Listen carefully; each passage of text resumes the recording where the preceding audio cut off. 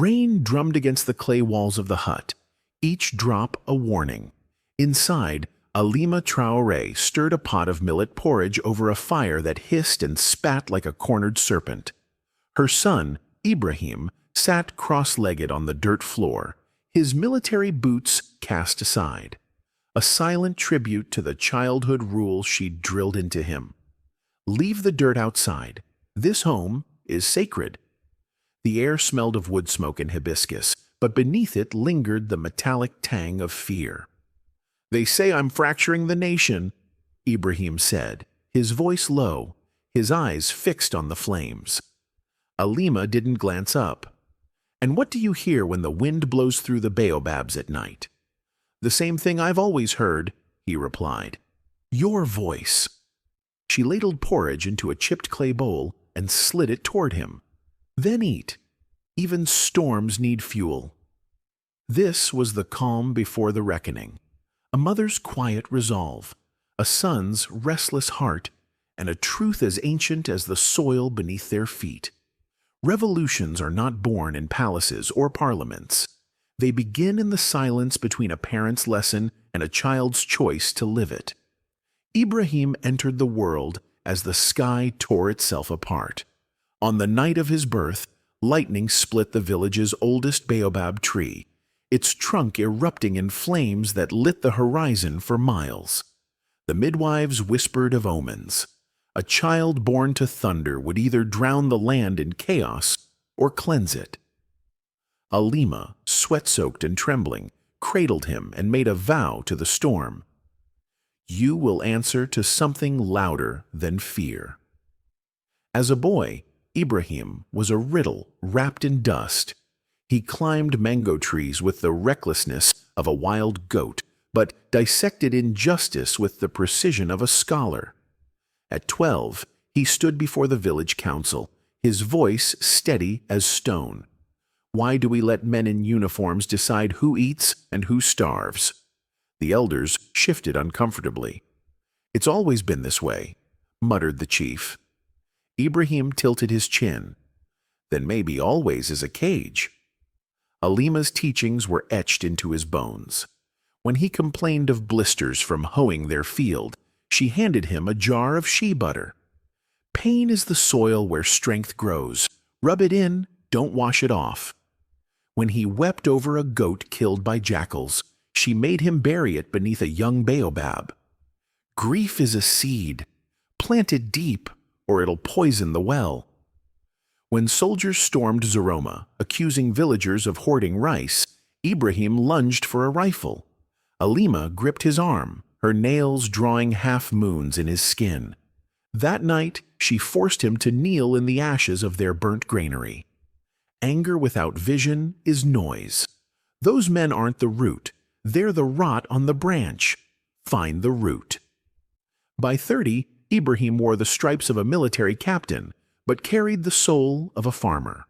While his superiors feasted on imported wine, he smuggled textbooks to villages under cover of darkness.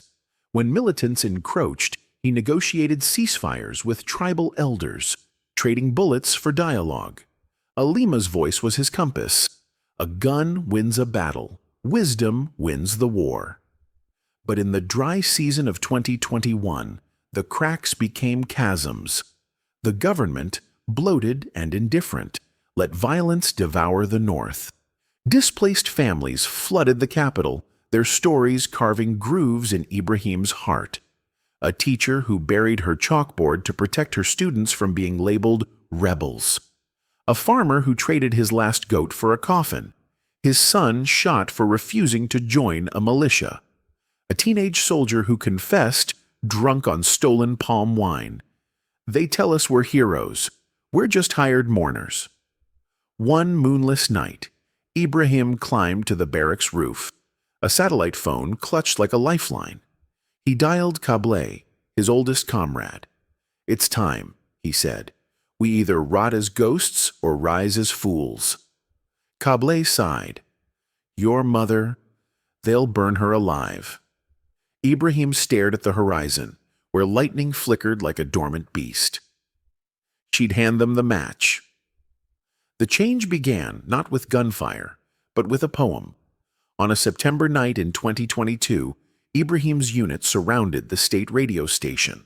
No bullets, no bloodshed, just a soldier reciting verse into a crackling microphone. We are not here to rule. We are here to plant seeds in the cracks of broken promises. The broadcast died mid-sentence, but not before a million ears heard the unthinkable. A leader who quoted his mother's proverbs more than military code. In Zoroma, Alima sat by her radio, a single candle defying the dark. When Ibrahim's voice trembled through the static, she didn't cheer.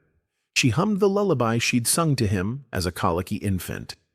Little storm, the sky is your cradle. Roar softly, but roar true. As leader, Ibrahim dissolved presidential mansions into schools, their marble floors ripped up to build desks. He slashed his salary, outlawed luxury car imports, and ordered ministers to spend 1 week each month laboring in the fields. Critics called him a madman. Alima, interviewed while winnowing millet in her hut, shrugged. Madness is planting the same crop for 100 years and blaming the soil when it fails. But danger stalked closer. Poisoned letters arrived, their edges tinged with bitter almond. Assassins lurked at rallies, their eyes shifting like desert foxes. Then came the midnight raid on Alima's village. Witnesses still argue over what happened.